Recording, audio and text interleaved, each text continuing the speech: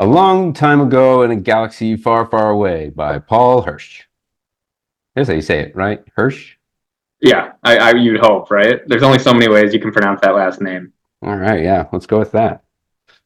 So, Paul has been editing videos for Hollywood for the last 50 years or so, and this is the book where he goes through it from Carrie to his present day movies. He has actually a really impressive list of very culturally significant movies. So, Carrie, Star Wars, The Empire Strikes Back, Footloose, Ferris Bueller's Day Off, Planes, Trains, and Automobiles, Steel Magnolias, Mission Impossible, Mission to Mars, and of course, Pluto Nash. Um, Have each you one more seen important. Pluto Nash? What was that? Have you actually seen Pluto Nash? I know we're just like memeing, but has anyone No. seen it? According to the book, like four people saw it. I've never met anyone who has said that they've seen it. So yeah. The successes and flops of the business, which we'll get into. There's so many interesting questions to jump in with this. So I guess the one of the first takeaways that I got from this is how in-depth and complicated movie editing is. Like, you don't realize when you just like casually watch a 2 hour movie, like there are just hundreds of people that are focused on every frame and every second, and like arguments happening and people getting fired and losing their livelihoods. Like this whole world is going on in the background, and like we just sit through the movie, like, yeah, just having this casual opinion, but like there's a lot of thought that goes into everything with the movie. For sure. And it's funny. I knew most of the how this all works before reading this, so hearing it was more like just reaffirmation for all of the sad things I'd heard of how it's like. But then when he gets to the point, the most constant theme I saw reiterated was that almost no one has creative control over anything they do, including and up to the director and the writers. I mean, everyone's having their vision retampered with and altered, and in a lot of the cases in this book, ruined or negatively modified. And it was just a really sad look at how painful it is to get anything with artistic clarity and vision through the pipeline. Yeah, that is true. It makes you feel like Hollywood is just this, like a meat grinder, just coming out with standard movies and getting more so. Yeah, I was.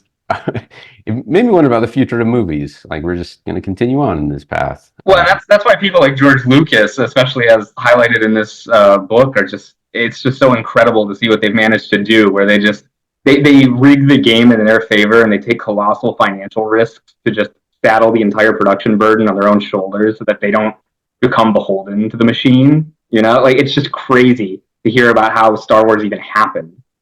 Yeah, You know, yeah, that was one of the coolest parts for me, the Star Wars chapter. And I think a lot of people would read this book for the Star Wars part. And I think I think Paul Hirsch knew that, which is why he titled it what he did, because that's like yeah, the central piece.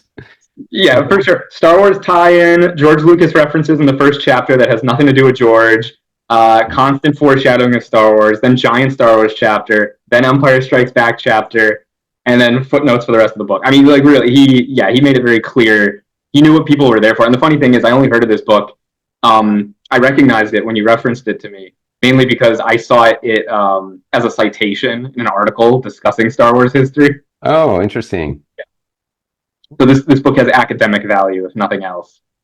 Yeah. Well, yeah. Well, a note on the structure of the book, like because like you said, you have this the Star Wars is like the centerpiece.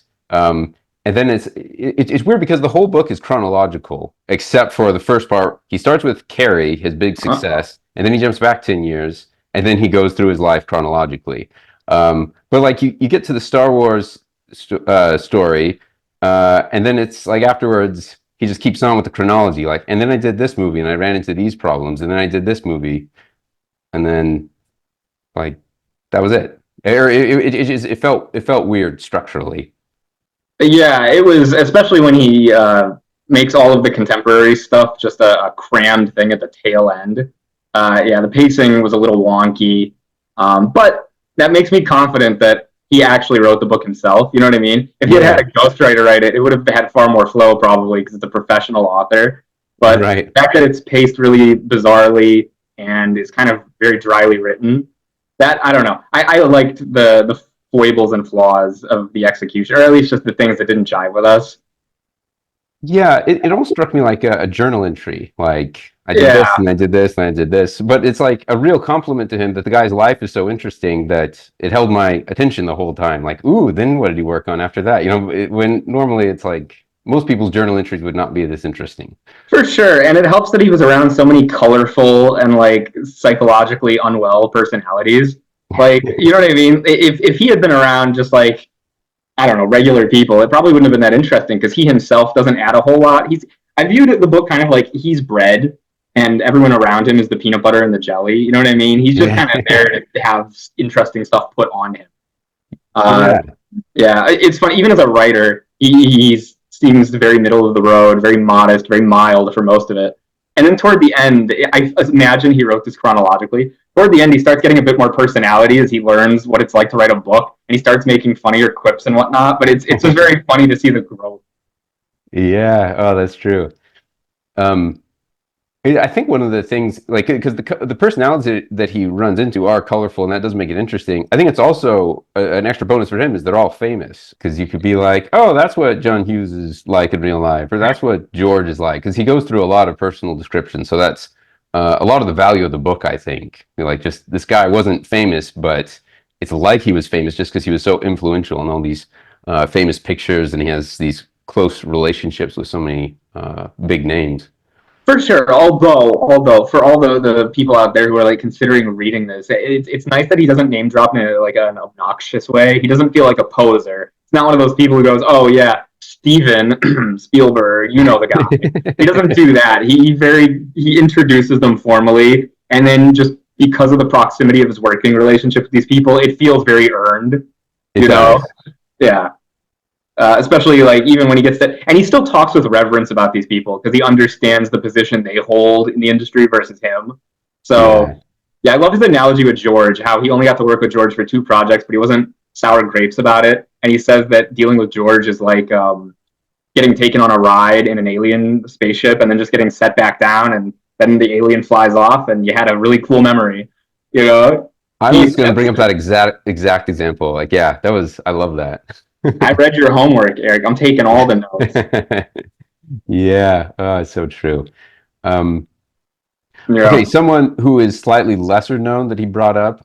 When I was a kid, Bernard Herrmann was my hero. I didn't know anything about him. I didn't know what he looked like. I just knew that I loved his music. Like, there is nothing more magical in my head than going on a ride through in a foggy night with the soundtrack to Psycho playing.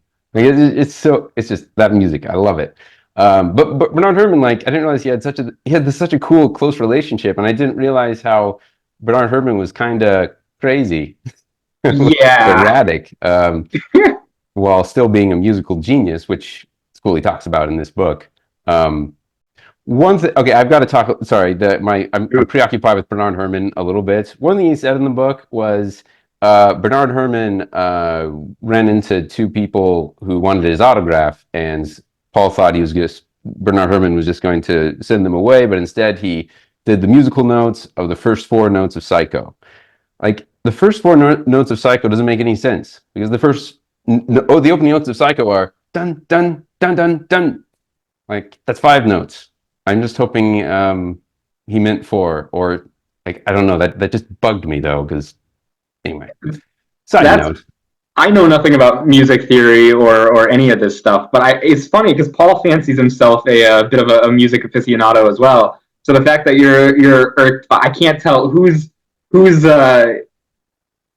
he didn't like address it as an issue. So I'm trying to figure out, is what you're saying, is that diametrically opposed to Paul's take on it just being a fun, cute thing? Was it like a prank? Is that what you're getting at? Is this like some mean thing to the fans to spite them?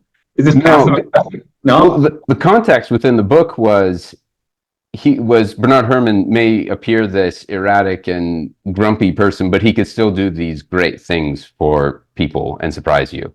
That's what I So I got think, from Paul. Yeah. yeah. So I think he meant to say five. I'm just going to assume that he meant to say Okay. five, and I won't let that bug me anymore. Well, just, Uh, yeah, the minute you said the music theory thing, it brought a new dimension to it because I was thinking, oh my God, did Paul accidentally admit that Herman deliberately just pranked these two in a like really subtle way that only someone who knows music would understand?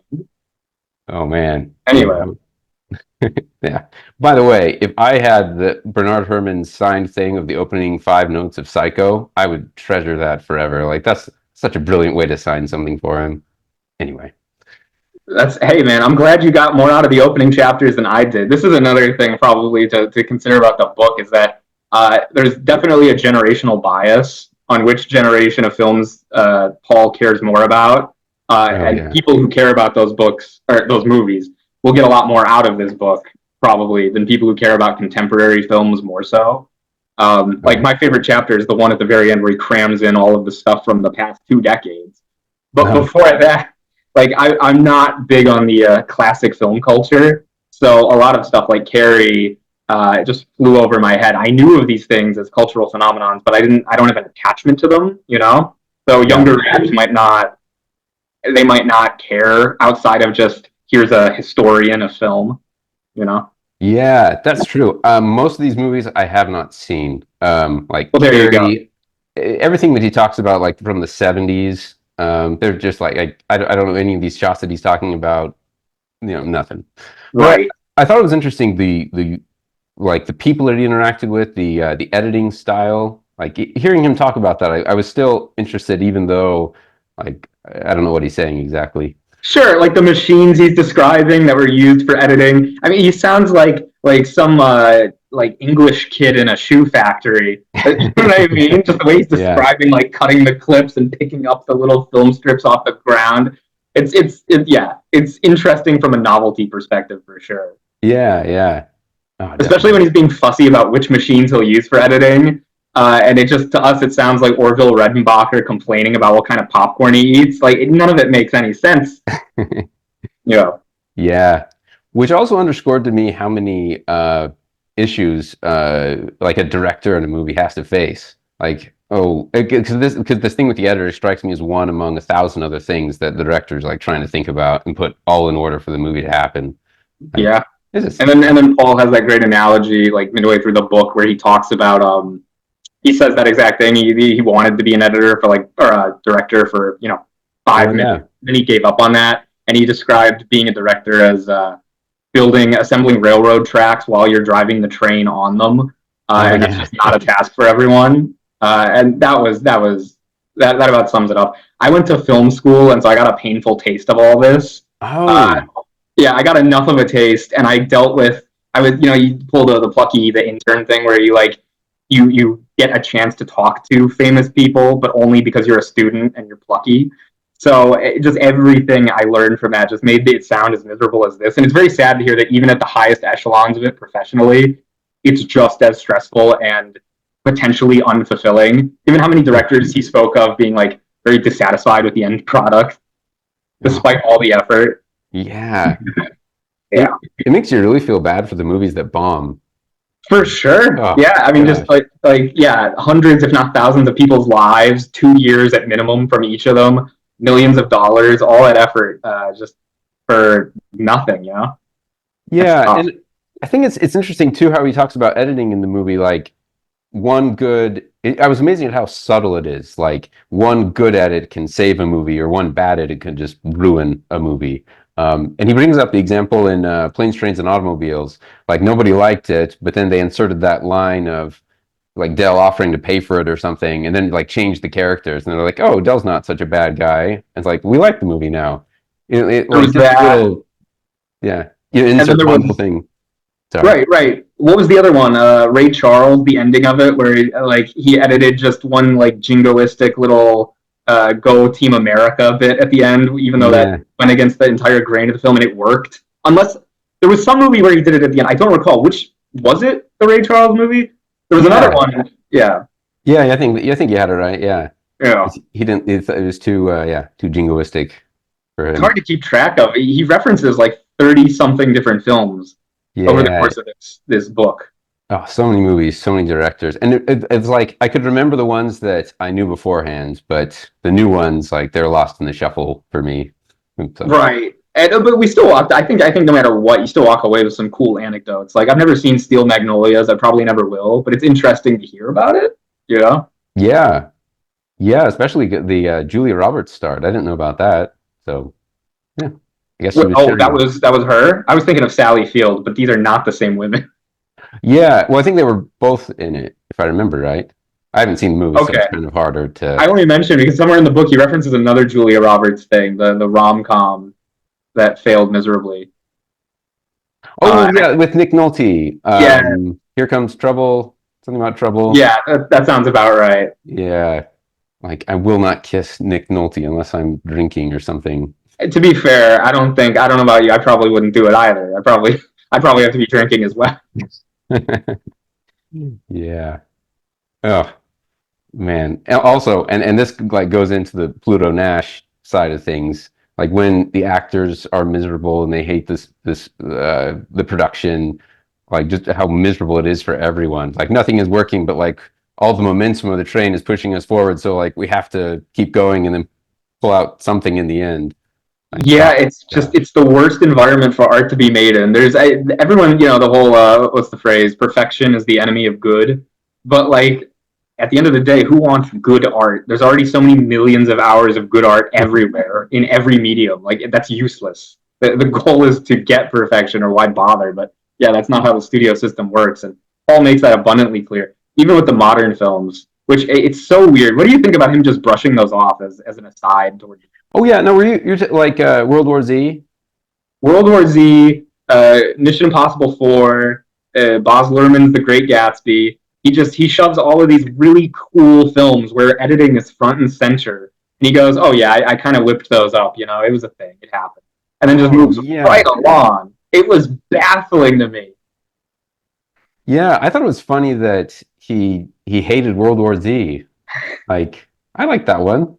Right, fun movie based on a great book, and then the whole time in his book, he's going, "Oh, zombie stuff is stupid. Only a moron would like this, even though I'm taking the paycheck to make a good film out of this." But okay, uh, Yeah, I get that it's a job for him, but he seems very diligent in terms of wanting to make something good.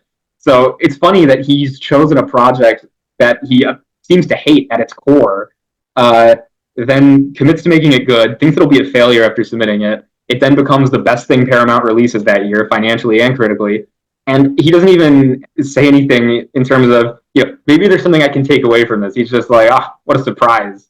yeah. People gobbled that up. Yuck. Yeah, yeah. Um his strict attitude against everything with zombies and vampires. I think that's a theme of his career. I can't imagine just because like with those things you feel like there's got to be good and bad movies, but for him like it's all bad. There's no way Oh, to do yeah. that story right. Doesn't matter who did it or, what the themes are. It's just trash. What do you think? Do you think he has a bias against the newer films he's worked on based on how the book portrays his adventures? I would think so. I would think so because like I said, like with how much just by time he's spending on them, I think that's an indicator there. Um, yeah, or maybe like he was just doing this journal entry style book, and then he's like, "Well, I'm getting to the end, so Gotta there's a wrap it couple up. of We're at these." like 80,000 words. Gotta go home. Yeah. Yeah, Time yeah, to cash in. The agent wants this thing in the next 3 weeks. Yeah. right. Maybe. Maybe. That honestly, that almost makes, especially because if this is, I should have looked up if he's just done other books, but if this is his first book, maybe that really is just the outcome of just not knowing how to gauge what the full trajectory of this thing's going to look like when it's over. Yeah, yeah. I Huh. wondered about that because at the end he didn't really. I mean, he kind of had a conclusion, but Did I he? think there was more in the introduction where he talked about this is editing and this is why I love it and this is why it's so interesting. But then it was like the journal entry, like chronology of events, and then the ending was like, okay, so that's what happened. But I didn't get a. There was Yeah, so there weird, like no wasn't. structure to it. There's no bow at the end that ties it all up. A nice closed loop where he somehow circles back to the beginning, or something to give you that warm, fuzzy feeling where you walk away and go, yeah. There's none of that. So I mean, would you say this is more of an academic value book then, Um, in terms of just educating people on what it was like to be in the business in the ye old days, just various trivia. It's good for cinephiles, because that's my impression, is that this is really just for people who are fascinated with the inner workings of Hollywood, but it's not a great look at Paul or about maybe not even the people behind the scenes, but just the machinery as a whole. Yeah, I would agree. I would agree. I think that's it. I mean, I can, speaking for me, strictly, like that was its value, the interesting behind the scenes look at stuff as opposed to this is such a well constructed story. So yeah, I would agree with that. Like, I mean, and it was really good at being a good, like behind the scenes look. So I'll say that it's worth it. It delivered on that front. For sure. I mean, if we wanted to narrow it down even further, we could just say people who like the Mission Impossible movies, because he references two of them in this book. People who like Star Wars, uh, people who like composers such as Herman, and people who like Ferris Bueller's Day Off are probably the primary demographic. Yeah. Yeah. Oh, or people getting into the movie industry, people who have any interest in it. I feel like this would be good for them too. Like, it's probably more complicated than you think. Like, if you don't know anything about it. I think yeah, I think for people who haven't who like they literally just incepted the idea in their head of, hey, I'm early teens or early 20s and maybe I want to try my hand and they have absolutely no knowledge. This might benefit them just in terms of teaching them how unlikely it is that their art will ever get anywhere just due to the logistics. There's that value. But I think for people who already understand the logistics of it, it might not benefit people who are looking for an actual look at how the industry works, because Paul's experience is like 4 decades ago, back when editing was machine based. So like it's so weird. And now that by the end when he gets to contemporary tech and current day Hollywood, he sounds so tired of it, and he's elder statesman, so he's just kind of handed jobs that it doesn't reflect what people who are up and coming would ever have to deal with. You know what I mean? He's in his own bubble by this point. No, that's true. So, yeah, certainly useful for people who don't have any behind the scenes knowledge and just want a reality check on why they might be so disappointed half the time when they go to the movies. Um, but I mean, it's that's our different takeaways. That's the whole point of having multiple opinions on this.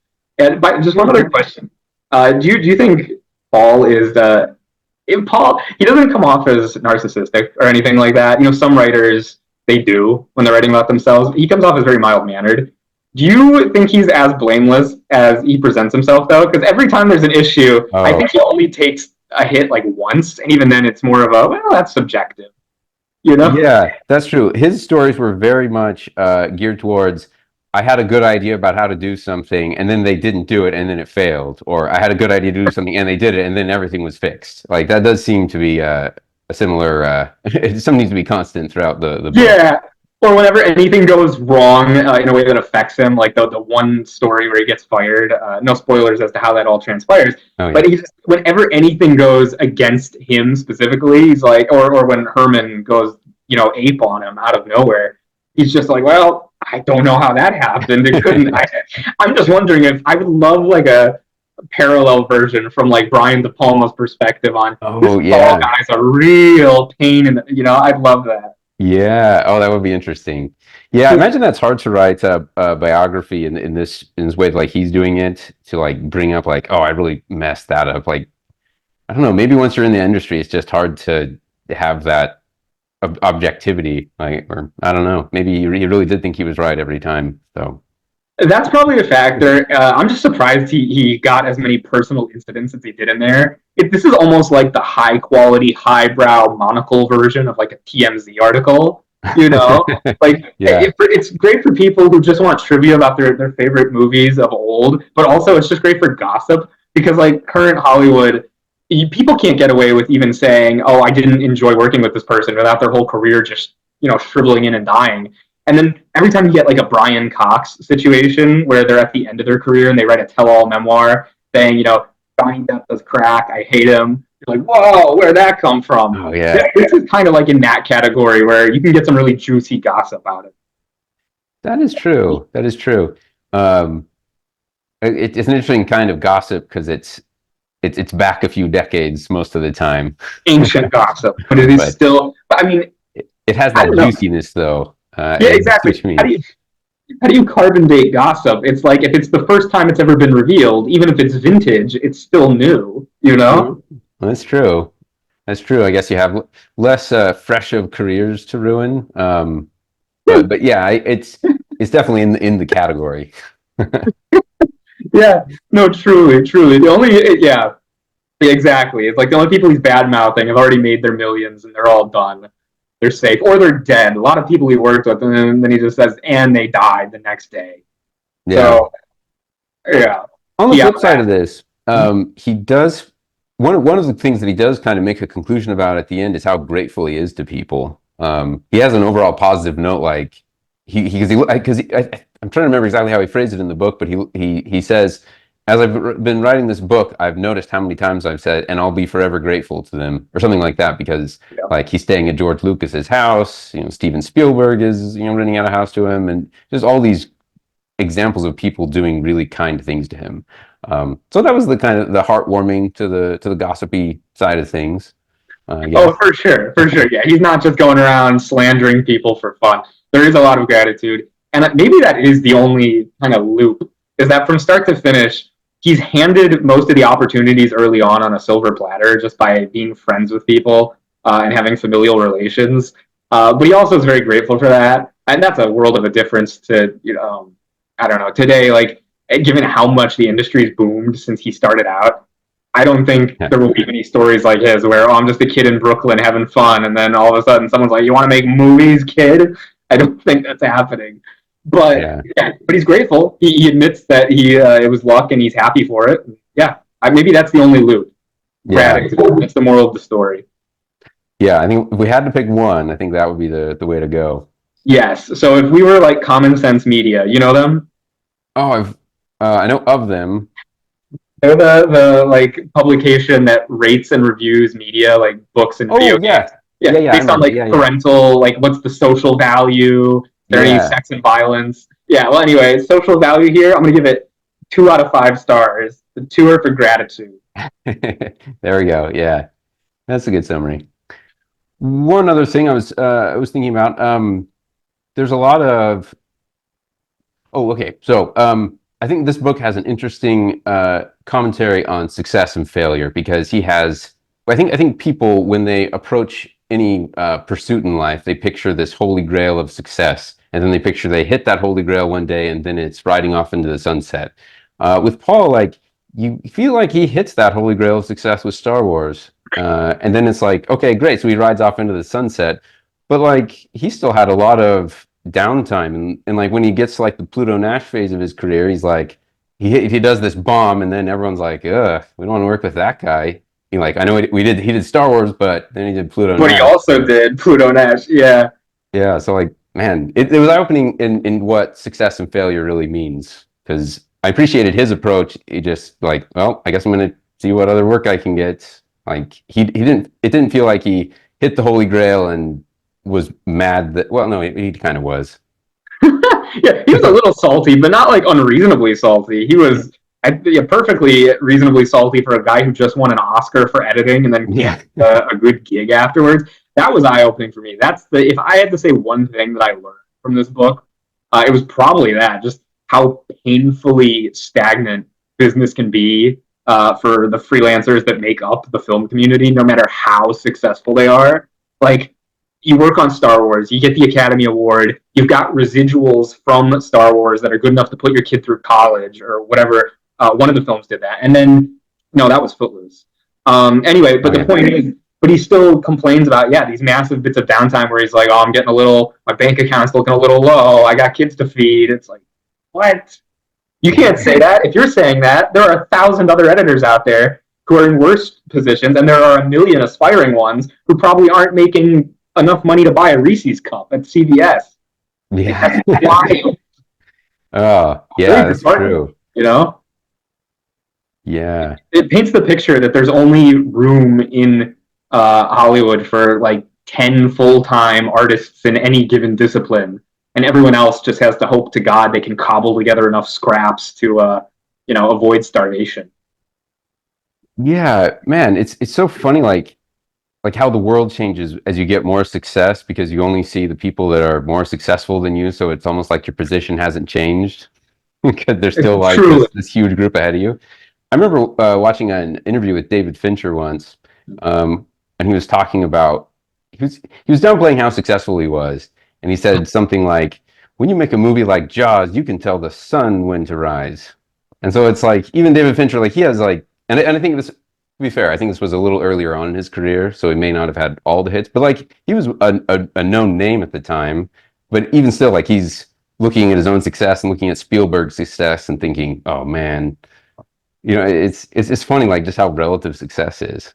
For sure. It's funny. Speaking of Steven, I've never heard him say a quote that disparages his work or even puts into question his mastery. Have you? He seems like one of the only directors out there who's just quiet. And if anyone asks, he goes, yeah, I'm really great. You know? Like, I haven't watched many interviews with him. That's a good question.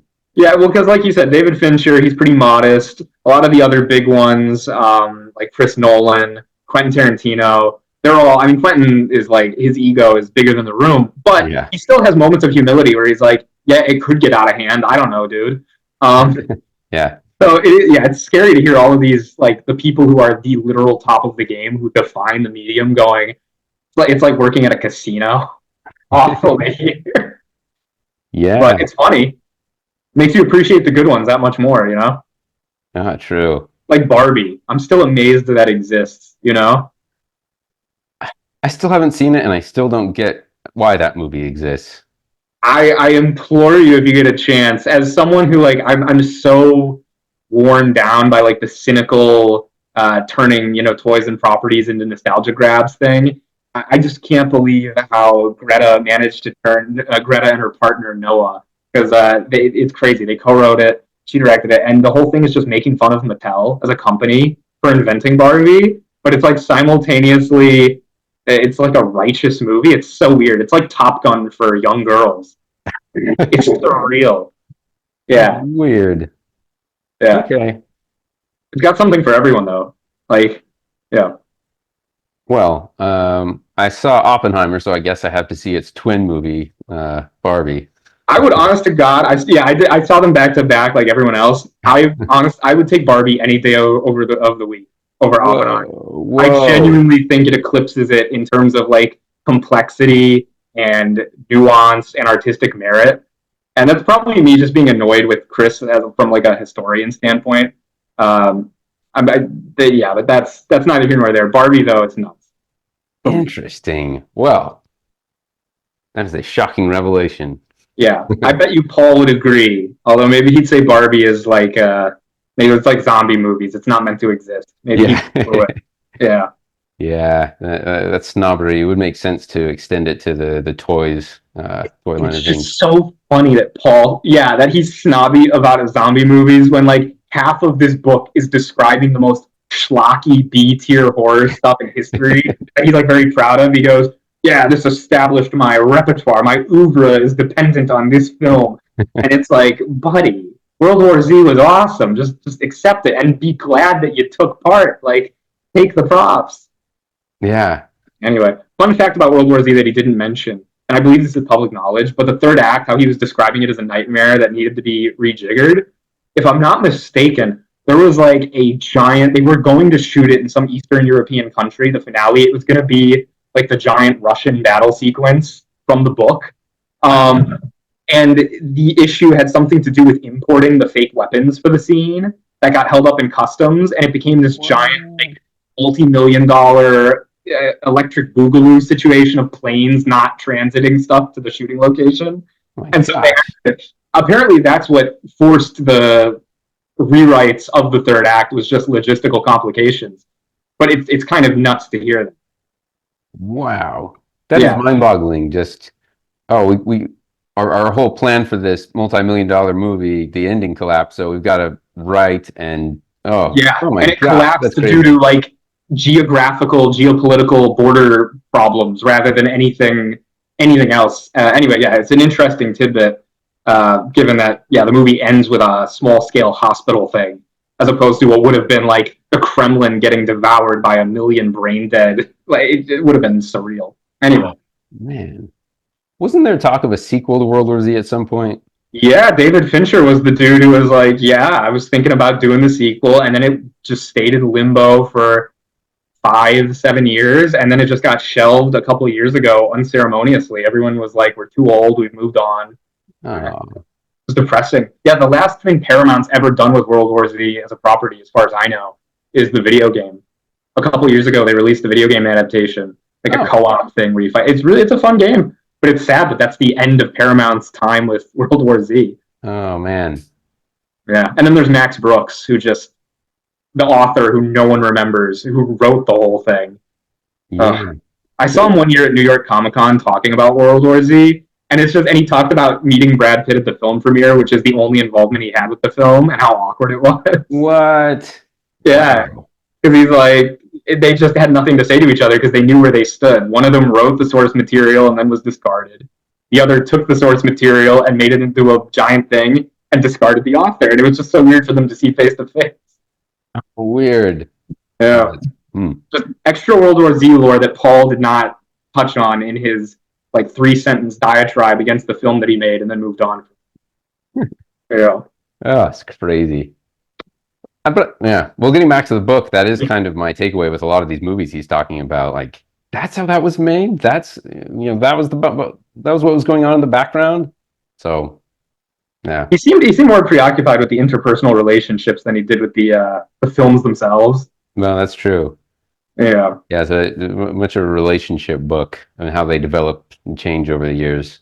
Yeah, this is more like an idiot's guide to how to be pleasant in Hollywood. This is like how to be a freelancer 101. Yeah. Yeah.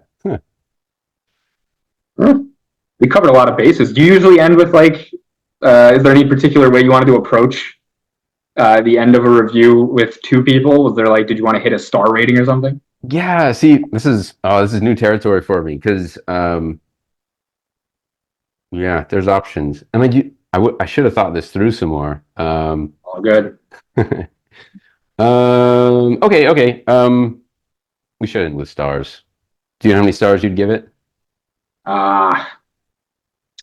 That's tough. I defer to you. You're the host. You know how this works. Okay, so here's my thing with stars. I actually don't think people should take my stars all that seriously because it's taking so many things into account. And I thought about like having different star system for different levels, but it just that'd be way too confusing. So it's just like a gut level. Here's how excited I was to read it, or how enthusiastic I'd be about going back in time to recommend this to myself, or something like that. So with that in mind, I would give this book 4 stars because I love the backstories. No, I'm kidding. Out of 5? At 4 out of 5, just because I love the backstories. Like that was totally worth it for me as the book, and just like it was fascinating. Like I read it really quickly just because I was so interested to see how he did stuff. Even though if you're like judging the writing and the structure of the book, I mean, I would do it less, of course. But it was the meat of the book was so fun for me. Like it's worth it. Yeah, 4 stars. Oh, I will give it 1 star on the Hollywood Walk of Fame. In that, if you're the kind of person who would go all the way out to LA to look at the Walk of Fame and see the names and enjoy it for trivia's sake, this will appeal to you. But if you're not the kind of person who'd go out there and look at those stars, it's probably not for you. Really, 1 out of 5. No, just one star for the analogy, but 3 out of 5 for the scale. Oh, okay. 3 out of 5 mainly just because like the trivia, the drama, the juicy gossip, it's all very dated. The knowledge you can get about editing, it's dated. Everything is dated. And it's really, if you're a fan of George Lucas or Brian De Palma, you got something to enjoy here. But anyone else, the writing style is it didn't grab me. The contemporary films, he smushes those into the final chapter, so who cares? It's very niche. It's good at what it does, but what it does is very narrow. Okay, well, I think that's fair.